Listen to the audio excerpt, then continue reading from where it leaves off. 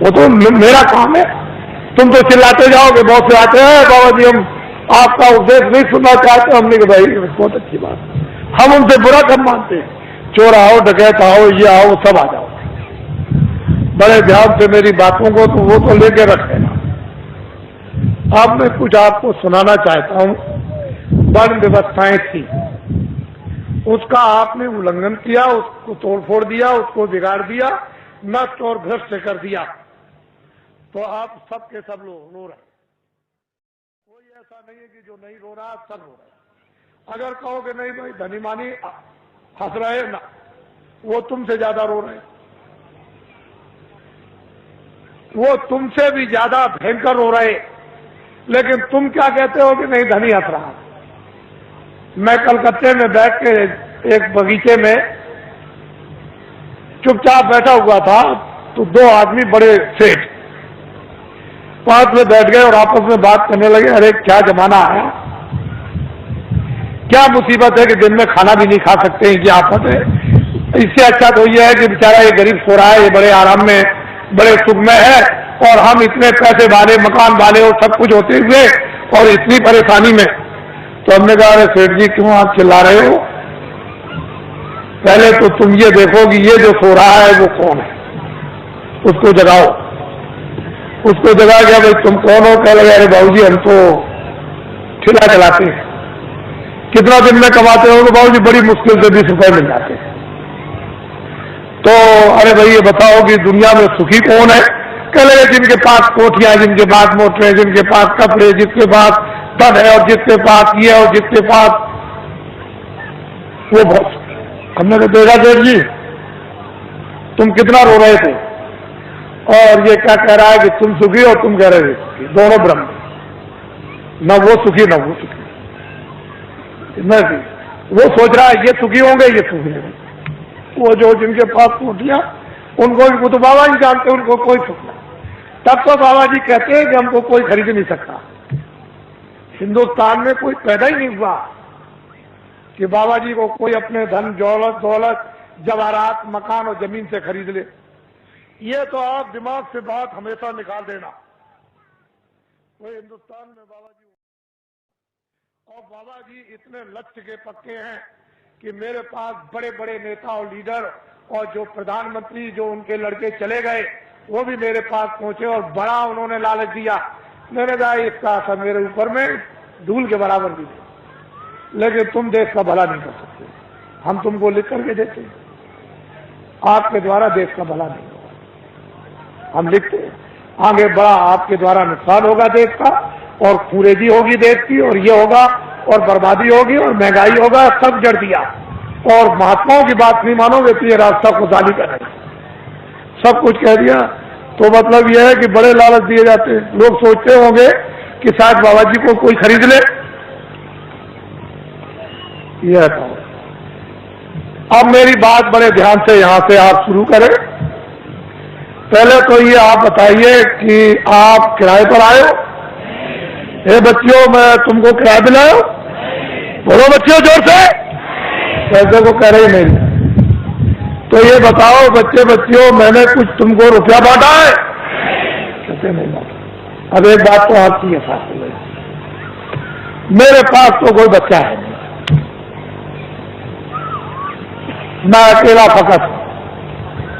अगर तुम्हारी दृष्टि से देखा जाए तो मेरे पास कोई बच्चा। अब ये बताओ जब मेरे पास कोई बच्चा नहीं और मैं तुमको कहता हूं कि तुम किराए के मकान में, तो क्या मैं अमृत के मकान लूं? मैं भी किराए के मकान, आपको भी छोड़ना मुझे भी छोड़ना।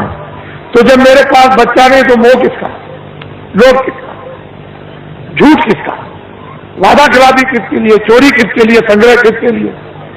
तो मैं ये समझता हूं कि ये जितने खड़े बैठे हैं बच्चे बच्चियां, ये सब मेरे बच्चे हैं।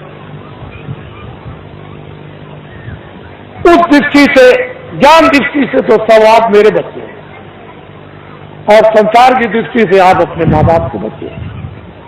बात समझ में आई? मोदी बात को समझ लीजिए आप। बाबा जी को तो कोई राष्ट्रपति और प्रधानमंत्री बनना नहीं है, मैं इसकी कोई ख्वाहिश नहीं। अब समझ लो अच्छी तरह से आप कहीं आप सोचने लगो कि नहीं बाबा जी को कोई ख्वाहिश हो। अरे हमको राष्ट्रपति की और प्रधानमंत्री की ख्वाहिश, हमारे पास तो जनता, इतनी जनता रहती है, और क्या है।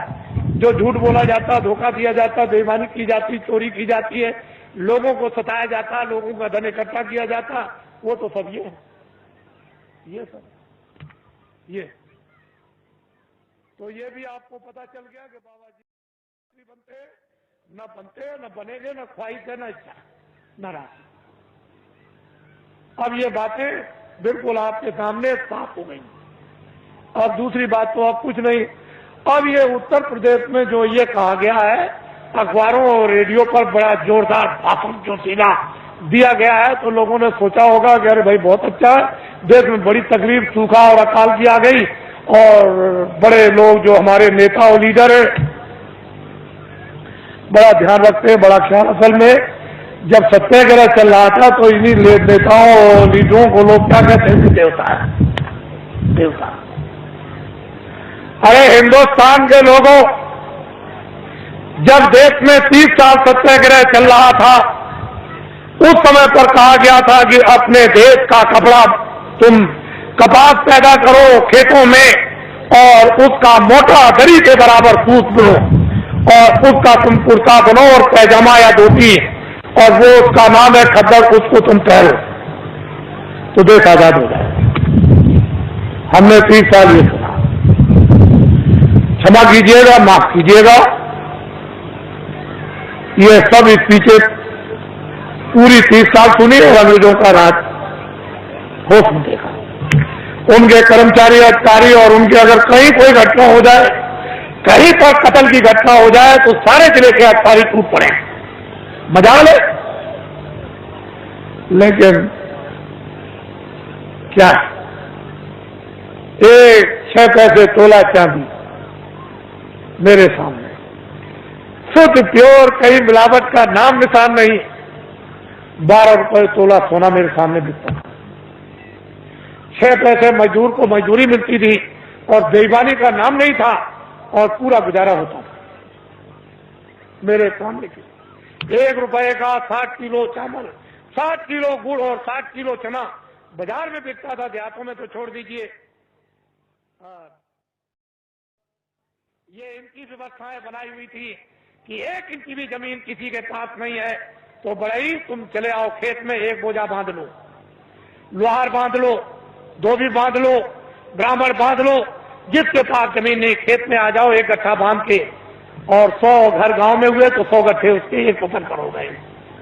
2 फसलें होती थी 6 महीने के बाद।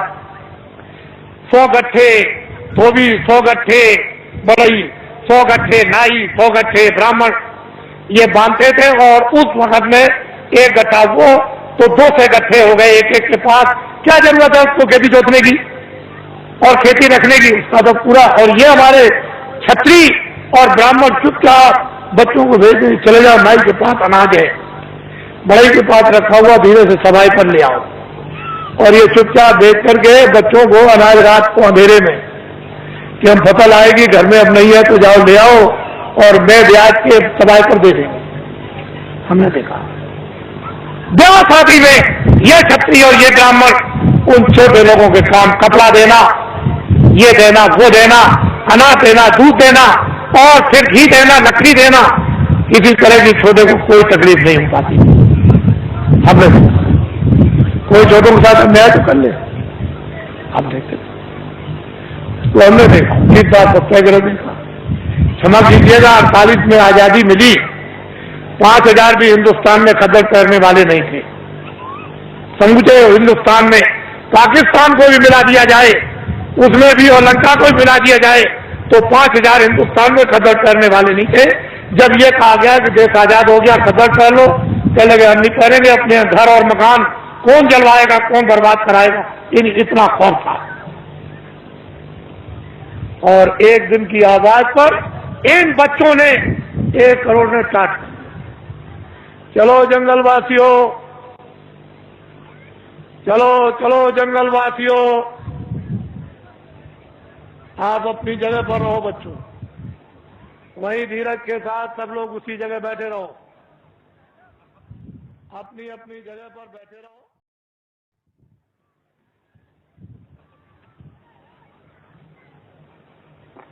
सब लोग बैठे रहो और अपनी आंखों से काम लो, कानों से काम लो, बुद्धि से काम लो। जल्दी चलो जंगलवासियों, एक दफे सबके सब भगवान के नाम को बोलो जोर से, जय गुरुदेव। बैठ जाओ बच्चियों, बच्चियों बैठ जाओ, सबके सब बैठ रहो, वहीं बैठ रहो, घबराओ मत।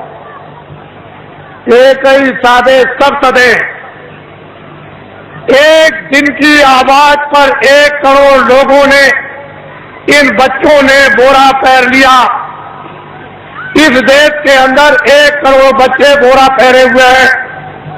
कौन हिंदुस्तान में नेता और लीडर पैदा हुआ जो एक दिन की आवाज पर करोड़ों बच्चों को ये टाट, ये बोरा, ये जूट पहरा दे? इनको देखो आप, पहले इतनों को देख लो, अभी तो आपको आगे बहुत कुछ देखना है। इनको देखो, ये आपके सामने आ रहे हैं, बदन पर बोरा तो नहीं पहने। मर्यादा के लिए एक लंगोटी तो जरूर है, लेकिन इनको देखो आप। जल्दी चलो बच्चों, जल्दी से इनको देखिए आप। हमको ये दिखाना है आपको कि एक दिन की आवाज पर इस देश के लिए, देश के काम के लिए, देश की सुरक्षा के लिए, देश के न्याय के लिए, देश की व्यवस्था के लिए, काश्तकारों के लिए, कर्मचारी अधिकारियों के लिए, मजदूरों के लिए और छात्रों के लिए, सेठ और साहूकारों के लिए, अगर 1 करोड़ बच्चे एक दिन की आवाज पर ये टाट पहन लें तो ये कोई साधारण और आसान काम नहीं है। तुमने इतनी बड़ी बड़ी ताकत लगा दी और 5000 को भी तुमने खतर और टोपी नहीं पहरा पाया, और 1 करोड़ बच्चे टाट पहरे देश में घूम रहे हैं। पहले तो लोगों ने सोचा था कि बाबा जी मजाक कर रहे होंगे। बाबा जी कोई किसी के साथ मजाक नहीं करते।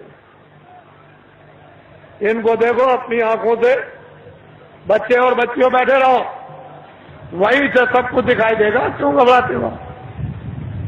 सब दृश्य दिखाई देगा, पूरा का पूरा। है तो रात अंधेरे में तो हो नहीं रहा, ये तो आपकी आंखों के सामने रोशनी में हो रहा। बड़े ध्यान से आप इनको देखें और हमारी बातों को चुपचाप शांति से सुने। कोई बोलेगा नहीं बैठाने वाला, अपनी अपनी आवाज को बंद रखो। इनको देख लीजिए आप,